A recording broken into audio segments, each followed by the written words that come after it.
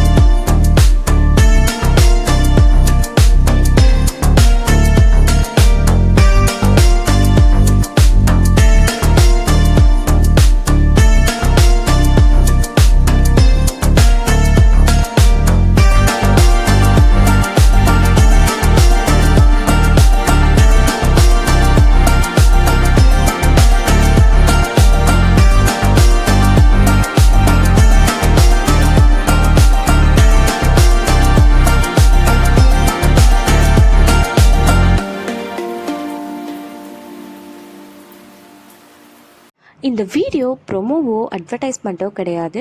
Video பிடிச்சிருந்தா like பண்ணுங்கள், share பண்ணுங்கள், சப்ஸ்கிரைப் பண்ணுங்கள். தேங்க்ஸ் ஃபார் வாட்சிங்.